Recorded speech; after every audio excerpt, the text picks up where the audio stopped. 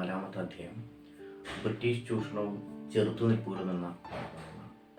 ഈ പാഠഭാഗത്തിൽ ആദ്യ കുറച്ച് ക്ലാസ്സുകളിലായിട്ട് നമ്മൾ പറഞ്ഞുകൊണ്ടിരുന്നത് ബ്രിട്ടീഷ് ഇന്ത്യയിലേക്ക് വരുന്നു, ബ്രിട്ടീഷ് ആധിപത്യം 2 യുദ്ധങ്ങളിലൂടെ നടക്കുന്നു, തുടർന്ന് കൃഷിയുടെ വാണിജ്യവൽക്കരണം, പിന്നീട് അതിനോടൊപ്പം നടന്നിട്ടുള്ള പ്രാദേശിക ചെറുത്തുനിൽപ്പുകൾ, ഗോത്രവർഗ കലാപങ്ങൾ, അതുപോലെ തന്നെ മലബാർ കേന്ദ്രീകരിച്ചുകൊണ്ട് നടന്നിരുന്ന കർഷക കലാപങ്ങൾ, അതുപോലെ ഇന്ത്യയിൽ നടന്നിട്ടുള്ള ആദ്യത്തെ സംഘടിത സമരമായിട്ടുള്ള 1857 വിപ്ലവം. ഇത് ഒന്നാം സ്വാതന്ത്ര്യ സമരം എന്നറിയപ്പെട്ടു. സ്വാതന്ത്ര്യ സമരം തീർത്തും ഒരു പരാജയമായിട്ട് മാറുകയാണ് ഉണ്ടായത്. അതിൻ്റെ കാരണങ്ങളും കാര്യങ്ങളൊക്കെ നമ്മൾ മുൻ ക്ലാസ്സുകളിലായിട്ട് ചർച്ച ചെയ്തുകൊണ്ട് ഈ 1857 ഒന്നാം സ്വാതന്ത്ര്യ സമരം പരാജയപ്പെട്ടതോടുകൂടിയിട്ട് ഇന്ത്യക്കാർക്കിടയിൽ ഒരു പ്രത്യേക മനോഭാവം വളർന്നു. ദേശീയത എന്നായിരുന്നു ആ സങ്കല്പം. ഇന്നത്തെ ക്ലാസ്സിൽ നമ്മൾ പറയാൻ പോകുന്നത് ഈ പാഠത്തിന്റെ അവസാന ഭാഗങ്ങളാണ്. അതായത് ഇന്ത്യയിൽ ദേശീയത രൂപപ്പെടാനുണ്ടായ കാരണം, ഇന്ത്യയുടെ സമ്പദ് വ്യവസ്ഥ എങ്ങനെയാണ് ബ്രിട്ടനിലേക്ക് ചോർന്നു പോയത്, അതുപോലെ തന്നെ എന്താണ് സ്വദേശി പ്രസ്ഥാനം, ഇത്തരം കാര്യങ്ങളാണ് ഇന്നത്തെ ക്ലാസ്സിൽ നമ്മൾ പറയാൻ പോകുന്നത്. അപ്പോൾ നമുക്ക് ആദ്യമായിട്ട് ഇന്ത്യൻ ദേശീയത രൂപപ്പെടാനും ബ്രിട്ടീഷ് വിരുദ്ധ മനോഭാവം ഉണ്ടാകാനുള്ള കാരണത്തെക്കുറിച്ച് നമുക്ക് ആദ്യം പറഞ്ഞു കഴിഞ്ഞാൽ നമ്മളെല്ലാവരും ഇന്ത്യക്കാരാണ് എന്നുള്ള ഒരു ബോധമാണ് ദേശീയത. രാജ്യത്തോടുള്ള ഒരു സ്നേഹമാണ് ദേശീയത. അവിടെ ജാതി പ്രശ്നമല്ല, മതം പ്രശ്നമല്ല, നിറം പ്രശ്നമല്ല, പ്രദേശം പ്രശ്നമല്ല, താമസിക്കുന്ന പ്രദേശം പ്രശ്നമല്ല, മറിച്ച് നമ്മളെല്ലാവരും ഇന്ത്യക്കാരാണ്, ഇന്ത്യയോടാണ് നമുക്ക് സ്നേഹം വേണ്ടത് എന്നുള്ള ഒരു വികാരമാണ് ദേശീയത എന്ന് പറയുന്നത്. അപ്പോൾ എങ്ങനെയാണ് ഇന്ത്യയോടുള്ള സ്നേഹം വളർന്നു വരുന്നത് എന്നാണ് ഞാൻ പറയുന്നത്. ഇന്ത്യക്കാരിൽ ദേശീയത വളരാനുള്ള നാഷണലിസം, ഇന്ത്യയോടുള്ള സ്നേഹം വളരാൻ പ്രധാനപ്പെട്ട കാരണം ബ്രിട്ടീഷുകാരാണ്. നമുക്കറിയാം, ബ്രിട്ടീഷുകാർ ഇന്ത്യയെ ചൂഷണം ചെയ്തപ്പോൾ, ഇന്ത്യയെ ഉപദ്രവിച്ചപ്പോഴാണ് ഇന്ത്യക്കാർ പ്രതികരിക്കാൻ തുടങ്ങിയത്. അപ്പോഴാണ് ഇന്ത്യക്കാർ ഇന്ത്യയോടുള്ള സ്നേഹം പുറത്ത് കാണിക്കാൻ തുടങ്ങിയത്. അപ്പോൾ ഈ ബ്രിട്ടീഷുകാരുള്ള എതിർപ്പാണ് ഇന്ത്യക്കാരിൽ ദേശീയതയായി വളർന്നു വന്നത്. അപ്പോൾ ഇത്തരത്തിൽ ദേശീയതയുള്ള ആളുകൾ, ഇന്ത്യയോട് സ്നേഹമുള്ള ആളുകളെല്ലാം ചേർന്ന് ഒരുമിച്ച് നിന്നുകൊണ്ട് ഒരു സംഘടന രൂപീകരിക്കാൻ തീരുമാനിച്ചു. അതിന്റെ ഭാഗമായിട്ടാണ് ഇന്ത്യൻ നാഷണൽ കോൺഗ്രസ് എന്ന് പറയുന്ന സംഘടന, INC എന്ന് പറയുന്ന സംഘടന രൂപം കൊള്ളുന്നത്. 1885 ഡിസംബറിലാണ് ബോംബെയിൽ വെച്ചാണ് ഈ INC അഥവാ ഇന്ത്യൻ നാഷണൽ കോൺഗ്രസ് രൂപീകരിക്കുന്നത്. ഇതിന്റെ രൂപീകരണ സമയത്ത് നടത്തിയ സമ്മേളനത്തിൽ ഇന്ത്യയുടെ വ്യത്യസ്ത പ്രദേശങ്ങളിൽ നിന്ന് വന്ന 72ഓളം പ്രതിനിധികൾ പങ്കെടുത്തിരുന്നു.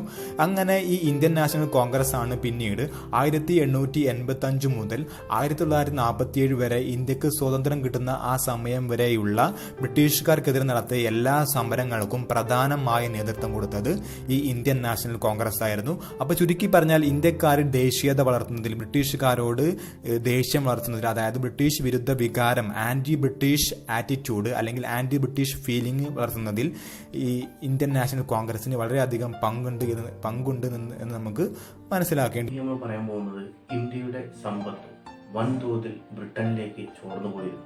ഇത് എങ്ങനെയാണെന്നും ഇതിനെക്കുറിച്ച് ഇന്ത്യയുടെ അന്നത്തെ സാമ്പത്തിക ശാസ്ത്രജ്ഞനായിരുന്ന ദാദാഭായ് നവറോജി ഈ അവസ്ഥയെ അദ്ദേഹം ഒരു സിദ്ധാന്തത്തിലൂടെ ആവിഷ്കരിക്കുകയുണ്ടായി. ആ സിദ്ധാന്തമാണ് ചോർച്ച സിദ്ധാന്തം എന്ന് അറിയപ്പെടുന്നത്. അപ്പോൾ ഇന്ത്യയുടെ സമ്പത്ത് എങ്ങനെയാണ് ബ്രിട്ടനിലേക്ക് ചോർന്നു പോയതെന്ന് കുറിച്ചുള്ള വിശദമായിട്ടുള്ള ഒരു പരിശോധന നമുക്ക് നടത്താം. ഈ ചോർച്ച സിദ്ധാന്തം എന്നുള്ള സിദ്ധാന്തം രൂപീകരിച്ചത് ദാദാഭായ് നവറോജി എന്ന് പറയുന്ന വിദഗ്ധനാണ്, ഇന്ത്യക്കാരനായ വിദഗ്ധനാണ് ഇത് തയ്യാറാക്കിയത്. അദ്ദേഹത്തിന്റെ പുസ്തകമായ poverty and un British rule in India എന്ന പുസ്തകത്തിലാണ് ഈ ചോർച്ച സിദ്ധാന്തം അഥവാ ഡ്രെയിൻ തിയറിയെ കുറിച്ച് പ്രതിപാദിക്കുന്നത്. അദ്ദേഹത്തിന്റെ ഈ സിദ്ധാന്തത്തിലൂടെ അദ്ദേഹം പറയുന്നുണ്ട്, ഇന്ത്യയുടെ സമ്പത്ത് മൊത്തം ബ്രിട്ടീഷുകാർ അവരുടെ രാജ്യമായ ഇംഗ്ലണ്ടിലേക്ക് ചോർത്തിക്കൊണ്ടുപോവുകയാണ് ചെയ്തത്, തട്ടിക്കൊണ്ടുപോവുകയാണ് ചെയ്തത്. അങ്ങനെ ഇന്ത്യക്കാരുടെ സമ്പത്ത് മൊത്തം ബ്രിട്ടീഷുകാർ കൊണ്ടുപോയത് കൊണ്ടാണ് ഇന്ത്യയിൽ ഇത്തരത്തിലുള്ള ദാരിദ്ര്യവും സാമ്പത്തിക പ്രശ്നങ്ങളൊക്കെ ഉണ്ടായത്. ബ്രിട്ടീഷുകാർ ഇന്ത്യയിൽ വന്നിട്ടില്ലായിരുന്നെങ്കിൽ ഇന്ത്യ വളരെ വികസനം നിറഞ്ഞ, വളരെ വലിയ, നല്ല മഹത്തായ, നല്ല അഭിവൃദ്ധിയുള്ള, നല്ല പുരോഗതിയുള്ള ഒരു രാജ്യമായിരുന്നു എന്നൊക്കെയാണ് അദ്ദേഹം ഉദ്ദേശിക്കുന്നത്. അപ്പോൾ അദ്ദേഹത്തിന്റെ ഈ ചോർച്ച സിദ്ധാന്തത്തിലൂടെ, ഡ്രെയിൻ തിയറിയിലൂടെ അദ്ദേഹം പറയുന്നുണ്ട്, ഇന്ത്യയുടെ സമ്പത്ത് ഈ ബ്രിട്ടീഷുകാർ എങ്ങനെയാണ് ചോർത്തിക്കൊണ്ടു പോയത്, എന്തെല്ലാം തരത്തിലാണ് ഇന്ത്യക്കാരുടെ പണം ബ്രിട്ടീഷുകാർ കൈയടക്കിയത് എന്നാണ് പറയുന്നത്. ഒന്നാമതായി, ഇന്ത്യയിൽ നിന്നുള്ള അസംസ്കൃത വസ്തുക്കളുടെ കയറ്റുമതി, റോ മെറ്റീരിയൽസിന്റെ കയറ്റുമതി, അവർക്ക് വേണ്ട കോട്ടൺ, അതുപോലെയുള്ള അവരുടെ വ്യവസായങ്ങൾക്ക് ആവശ്യമായ ലെതർ, അങ്ങനെയുള്ള അതുപോലെ തന്നെ മരങ്ങൾ, ഇതിന്റെയൊക്കെ കയറ്റുമതി. രണ്ടാമതായി ബ്രിട്ടീഷ് ഉദ്യോഗസ്ഥർക്ക് നൽകുന്ന സാലറിയും പെൻഷനും, ശമ്പളവും പെൻഷനും. ഇന്ത്യയിൽ ജോലി ചെയ്യുന്ന ബ്രിട്ടീഷ് ഉദ്യോഗസ്ഥന്മാർക്കൊക്കെ ശമ്പളം കൊടുക്കാൻ വേണ്ടി ബ്രിട്ടീഷുകാർ ഉപയോഗിച്ചിരുന്നത് ഇന്ത്യക്കാരിൽ നിന്ന് തന്നെ പിരിക്കുന്ന നികുതികളും ഇന്ത്യയിലെ വിഭവങ്ങൾ വിറ്റുതുലച്ച് കിട്ടുന്ന പൈസയും ഒക്കെയായിരുന്നു. അടുത്ത ഒരു കാരണം എന്ന് പറയുന്നത് ഇന്ത്യയിൽ ബ്രിട്ടീഷ് ഉൽപ്പന്നങ്ങൾ വിറ്റഴിക്കുന്നത് മൂലം ലഭിക്കുന്ന ലാഭം. ഇന്ത്യയിലെ സമ്പത്ത് ബ്രിട്ടീഷുകാർ ചോർത്തിയ മറ്റൊരു രീതി എന്ന് പറയുന്നത്, ബ്രിട്ടീഷുകാർ എന്ത് ചെയ്യും, അവരുടെ ഉൽപ്പന്നങ്ങൾ ഇന്ത്യയിൽ നിന്ന് അസംസ്കൃത വസ്തുക്കൾ കൊണ്ടുപോയിട്ട് എന്ത് ചെയ്യും, അവർ ഉൽപ്പന്നങ്ങളാക്കും. ആ ഉൽപ്പന്നങ്ങൾ, ആ തുണിത്തരങ്ങൾ അല്ലെങ്കിൽ ആ സാധനങ്ങളൊക്കെ അവരെന്ത് ചെയ്യും, ഇന്ത്യയിലേക്ക് തന്നെ തിരികെ കൊണ്ടുവന്ന് ഇന്ത്യക്കാരെ കൊണ്ട് തന്നെ അത് മേടിപ്പിക്കും. അങ്ങനെ ഇന്ത്യക്കാരത് മേടിക്കുമ്പോൾ ഇന്ത്യക്കാരുടെ പണം അവരുടെ കയ്യിൽ വരികയും ആ പണം അവർ കൊണ്ടുപോവുകയും ചെയ്തു. അതും ഇന്ത്യയിലെ സമ്പത്തിന്റെ ചോർച്ചയ്ക്ക് ഒരു കാരണമായി. ഇനി അത് ഡ്രെയിൻ തിയറിയിലൂടെ ദാദാഭായ് നവറോജി പറയുന്ന മറ്റൊരു കാര്യമാണ്, ഇന്ത്യയിൽ നിന്ന് പിരിക്കുന്ന നികുതി, ടാക്സ് ഫ്രം ഇന്ത്യ, അതും ബ്രിട്ടീഷുകാർ ഇന്ത്യയിലെ സമ്പത്ത് ചോർത്തിയതിന് ഒരു ഉദാഹരണമാണ്. ഇന്ത്യയിൽ നിന്നുള്ള ടാക്സ് ഒക്കെ അവർ നല്ല തോതിൽ ടാക്സ് പിരിച്ചുകൊണ്ട് ഇന്ത്യയുടെ സമ്പത്തൊക്കെ അവർ കൊണ്ടുപോയി എന്നാണ് ഡ്രെയിൻ തിയറിയിലൂടെ ദാദാഭായ് നവറോജി പറഞ്ഞത്. അപ്പോൾ ഇത്തരത്തിൽ എങ്ങനെയാണ് ബ്രിട്ടീഷുകാരുടെ സാമ്പത്തിക നയങ്ങൾ ഇന്ത്യയെ എങ്ങനെയാണ് ദരിദ്രമാക്കിയത് എന്നാണ് ദാദാഭായ് നവറോജി പറഞ്ഞത്. ഇതുകൂടാതെ ദാദാഭായ് നവറോജിയെ കൂടാതെ തന്നെ രമേശ് ചന്ദ്രദത്ത്, ഗോപാലകൃഷ്ണ ഗോഖലെ തുടങ്ങിയ നേതാക്കന്മാരും സാമ്പത്തിക ചിന്തകന്മാരും എല്ലാം ബ്രിട്ടീഷുകാർ ഇത്തരത്തിൽ ഇന്ത്യയുടെ സമ്പത്ത് കൊള്ളയടിച്ച് കൊണ്ടുപോയതിനെ പറ്റി പറഞ്ഞിട്ടുണ്ടായിരുന്നു. അപ്പോൾ ഇത്തരത്തിലുള്ള ഈ കാര്യങ്ങളൊക്കെ പറഞ്ഞ സമയത്ത് ബ്രിട്ടീഷുകാർ ഇന്ത്യക്കാരുടെ സമ്പത്ത് ചോർത്തിക്കൊണ്ടു പോവുകയാണ് എന്നൊക്കെ പറയുന്ന സമയത്ത് ഇന്ത്യക്കാരായ ജനങ്ങളിൽ എന്തുണ്ടായി, ബ്രിട്ടീഷുകാരോട് ഒരു എതിർപ്പുണ്ടായി, ഒരു ദേശീയതയുണ്ടായി. പണത്തിന്റെ പേരിലാണ് ആ ദേശീയത ഉണ്ടായത്, സമ്പത്തിന്റെ പേരിലാണ് ആ ദേശീയത ഉണ്ടായത്. അതുകൊണ്ട് തന്നെ സമ്പത്തിന്റെ പേരിൽ ഉണ്ടായ ദേശീയത ബ്രിട്ടീഷ് വിരുദ്ധ വികാരമായതുകൊണ്ട് തന്നെ അതിനെ സാമ്പത്തിക ദേശീയത, എക്കണോമിക് നാഷണലിസം എന്ന് ചില ചരിത്രകാരന്മാർ പറയുന്നുണ്ട്, ഹിസ്റ്റോറിയൻസ് പറയുന്നുണ്ട്. കാരണം ഇന്ത്യയിലെ സമ്പത്ത് ബ്രിട്ടീഷുകാർ കൊണ്ടുപോയപ്പോൾ ആ ബ്രിട്ടീഷുകാരോട് ഇന്ത്യയിലെ ജനങ്ങൾക്ക് ഒരു ദേഷ്യം വന്നു.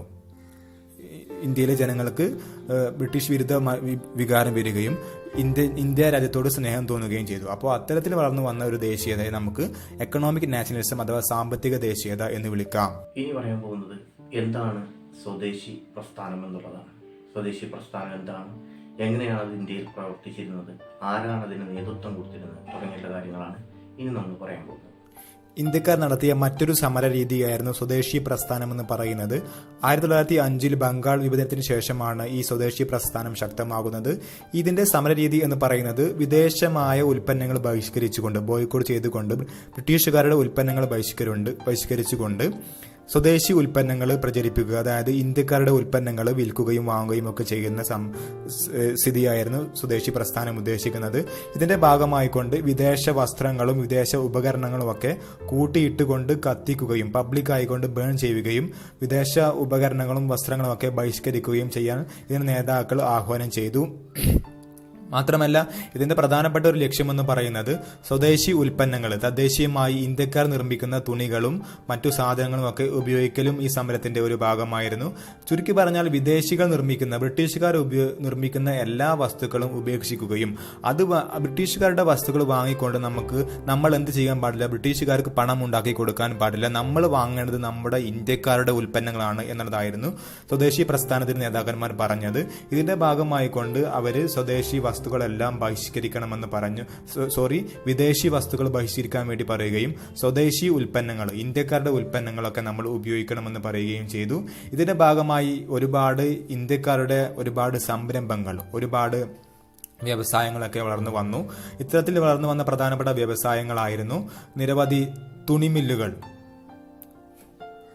ടെക്സ്റ്റൈൽസ് മിൽസ്, അതുപോലെ തന്നെ സോപ്പ് ഫാക്ടറികൾ, അതുപോലെ തന്നെ മാച്ച് ബോക്സ് കമ്പനി, തീപ്പെട്ടി കമ്പനികൾ, അതുപോലെ നാഷണൽ ബാങ്ക്സ്, ദേശീയ ബാങ്കുകൾ, കൂടാതെ ഇൻഷുറൻസ് കമ്പനികളൊക്കെ ഇതിന്റെ ഭാഗമായി ഇന്ത്യക്കാരെ ആരംഭിക്കാൻ തുടങ്ങി.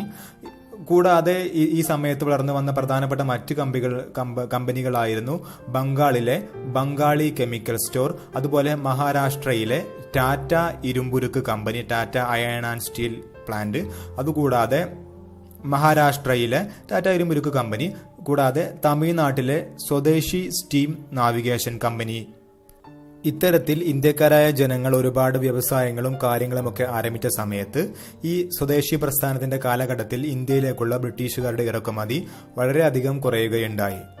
ബ്രിട്ടീഷുകാർ ഇറക്കുമതി ചെയ്തിരുന്ന ഉൽപ്പന്നങ്ങളുടെയൊക്കെ അളവിലൊക്കെ ഒരുപാട് കുറവ് രേഖപ്പെടുത്തുകയുണ്ടായി. അത് ഈ സ്വദേശി പ്രസ്ഥാനത്തിന്റെ വിജയമായിരുന്നു. 1905 ഈ സ്വദേശി പ്രസ്ഥാനത്തിന്റെ വിജയമായി നമുക്ക് കണക്കാക്കാം. ഇനി ഈ സ്വദേശി പ്രസ്ഥാനത്തിന് മറ്റൊരു പ്രത്യേകത എന്ന് പറയുന്നത് ഇതിൽ ജനങ്ങൾ, സ്ത്രീകളും കുട്ടികളും തൊഴിലാളികളും വിദ്യാർത്ഥികളും വിദ്യാഭ്യാസമുള്ളവരും ഇല്ലാത്തവരും എല്ലാം ശക്തമായി പങ്കെടുത്തു. Participation of women, labours and students, ഇതൊക്കെ ഇതിന്റെ പ്രധാനപ്പെട്ട ഒരു സവിശേഷതയായിരുന്നു എന്ന് നമുക്ക് പറയാം.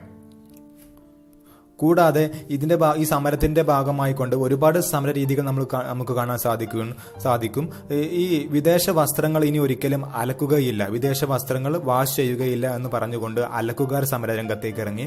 അതുപോലെ തന്നെ വിദേശ വസ്തുക്കൾ ഉപയോഗിച്ച് ഇനി പൂജ, അതുപോലെ തന്നെ റിച്വൽസ് ഒന്നും നടത്തുകയില്ല എന്ന് പറഞ്ഞുകൊണ്ട് പ്രീസ്റ്റ്, പുരോഹിതന്മാരൊക്കെ രംഗത്ത് വന്നു. അതുപോലെ തന്നെ വിദേശത്തു നിന്നുള്ള വളകളും പാത്രങ്ങളും ആഭരണങ്ങളും ഒന്നും ഉപയോഗിക്കുകയില്ല എന്ന് പറഞ്ഞുകൊണ്ട് സ്ത്രീകളും സമരത്തേക്ക് ഇറങ്ങി. അതുപോലെ വിദേശികളുടെ സ്കൂളുകളും മറ്റുമൊക്കെ ബഹിഷ്കരിച്ചുകൊണ്ട് വിദ്യാർത്ഥികളും സമരത്തിന്റെ ഭാഗമായി. അപ്പോൾ ഇത്തരത്തിൽ സമരം എല്ലായിടത്തും, ഏകദേശം ബംഗാളിൽ ഏകദേശം എല്ലാ മറ്റു പ്രദേശങ്ങളിലൊക്കെ ഇത് ശക്തമായി ഒരു സ്വദേശി സമരം വ്യാപിക്കുകയുണ്ടായി. അപ്പോൾ നമ്മൾ മനസ്സിലാക്കേണ്ട ഒരു കാര്യം, ഈ ബ്രിട്ടീഷുകാർക്കെതിരെയുള്ള സമരങ്ങളിലെ പ്രധാനപ്പെട്ട ഒരു സമരമായിരുന്നു ഈ സ്വദേശി പ്രസ്ഥാനം എന്ന് പറയുന്നത്. ഈ സ്വദേശി പ്രസ്ഥാനത്തിന്റെ ഭാഗമായി നടന്ന ബ്രിട്ടീഷ് വസ്തുക്കളുടെ ബഹിഷ്കരണം, ബോയ്ക്കോട്ടും അതുപോലെ തന്നെ സ്വദേശി നിർമ്മിത വസ്തുക്കളുടെ ഉപയോഗവും ഈ ബ്രിട്ടീഷുകാർക്ക് വളരെയധികം പ്രയാസം സൃഷ്ടിച്ചു. അതുകൊണ്ട് തന്നെ ഈ സ്വദേശി സമരം കൂടുതൽ ശക്തമായി ഇത് ജനങ്ങളിൽ വളരെയധികം ദേശീയത ഉണ്ടാക്കാനും ഒക്കെ സാധ്യമാക്കിയ ഒരു സമരമായിരുന്നു സ്വദേശി സമരം എന്ന് പറയാം. മാത്രമല്ല ഈ സ്വദേശി സമരം മൂലം ബ്രിട്ടീഷുകാർക്കും ഒരുപാട് പ്രയാസങ്ങൾ അനുഭവിക്കേണ്ടി വന്നിട്ടുണ്ട്. അത് നമുക്ക് ഉപകാരപ്രദമായിരുന്നു. ഇനി പറയുന്നത് ഇന്ത്യയിൽ ദേശീയത ശക്തമാവുന്നതിനെ കുറച്ചുകൂടി വീണ്ടും ശക്തമാവുകയാണ്. ഞാൻ പറഞ്ഞു കഴിഞ്ഞാൽ സ്വദേശി പ്രസ്ഥാനത്തോടു കൂടി ഇന്ത്യയിൽ ദേശീയത, ഇന്ത്യക്കാർക്ക് ഇന്ത്യയോടുള്ള സ്നേഹം കുറച്ചുകൂടി, ബ്രിട്ടീഷുകാരുള്ള ദേഷ്യവും ഇന്ത്യയോടുള്ള സ്നേഹവും വളരാൻ തുടങ്ങി, കൂടുതൽ ശക്തമായി വളരാൻ തുടങ്ങി. അപ്പോൾ ഇത്തരത്തിൽ ഇന്ത്യൻ ദേശീയതയെക്കുറിച്ച് കൂടുതൽ ശക്തമായി പറഞ്ഞ പ്രധാനപ്പെട്ട 3 വ്യക്തികളുണ്ടായിരുന്നു. അവരാണ് ബാലഗംഗാധര തിലക്, ലാല ലജ്പത് റായ്, ബിപിൻ ചന്ദ്രപാൽ. ഈ 3 പേരെയും ചുരുക്കിക്കൊണ്ട് നമ്മൾ ലാൽ പാൽ ബാൽ എന്ന് പറയാറുണ്ട്. ഇതിൽ തന്നെയാണ് ഈ പ്രധാനപ്പെട്ട വ്യക്തിയാണ് ബാലഗംഗാധര തിലക്. ഇദ്ദേഹത്തെ ഇന്ത്യൻ അസ്വസ്ഥതയുടെ പിതാവ് എന്ന് വിളിക്കാറുണ്ട്. ബ്രിട്ടീഷുകാർക്ക് വളരെയധികം പേടിസ്വപ്നമായിരുന്ന ഒരു വ്യക്തിയായിരുന്നു ബാലഗംഗാധര തിലക്. ഇന്ത്യയിലെ ജനങ്ങളെ വളരെയധികം ഇന്ത്യയിലെ ജനങ്ങൾക്ക് വളരെയധികം പ്രചോദനമേകിയ, ഇന്ത്യയിലെ ജനങ്ങൾക്ക് വളരെയധികം പ്രോത്സാഹനം നൽകിയ ഒരു മുദ്രാവാക്യം ഈ ബാലഗംഗാധര തിലകിനുണ്ടായിരുന്നു. അദ്ദേഹത്തിന്റെ ആ മുദ്രാവാക്യമാണ് സ്വാതന്ത്ര്യം എന്റെ ജന്മാവകാശമാണ്, ഞാൻ അത് നേടുക തന്നെ ചെയ്യും. Freedom is my birthright, I shall have it എന്ന് പറഞ്ഞുകൊണ്ട് ബാലഗംഗാധര തിലക് ഇന്ത്യൻ ജനതയുടെ മനസ്സിൽ ആവേശം സൃഷ്ടിച്ചു. അപ്പോൾ അതുകൊണ്ട് തന്നെ ഇന്ത്യയിലെ ജനങ്ങളെ ഒരുമിച്ച് ചേർത്തുകൊണ്ട് ഇന്ത്യൻ ദേശീയ പ്രസ്ഥാനത്തെ, നാഷണൽ മൂവ്മെന്റ്, അതായത് ബ്രിട്ടീഷുകാർക്കെതിരെ പോരാടുന്നതിന് വേണ്ടിയുള്ള ഇന്ത്യൻ ജനവിഭാഗത്തെ ശക്തമാക്കുന്നതിൽ ഈ ബാലഗംഗാധര തിലകനും അതുപോലെ തന്നെ ബിപിൻ ചന്ദ്രപാലും ലാലാ ലജ്പത് റായൊക്കെ നല്ല പങ്ക് വഹിച്ചിട്ടുണ്ട്.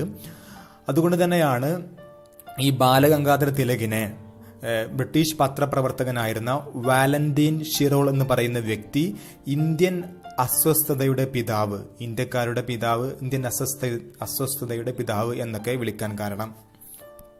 അപ്പോൾ നമ്മൾ ഈ പാഠത്തിൽ ഇതുവരെ പറഞ്ഞത് ബ്രിട്ടീഷുകാർക്കെതിരെയുള്ള ഓരോ സമരങ്ങളെക്കുറിച്ചും, ഓരോ പ്രദേശങ്ങളിൽ തുടങ്ങിയ സമരം എങ്ങനെയാണ് ഇന്ത്യ മൊത്തത്തിൽ സമരത്തിലേക്ക് വരുന്നത് എന്നുള്ള കാര്യങ്ങളാണ്.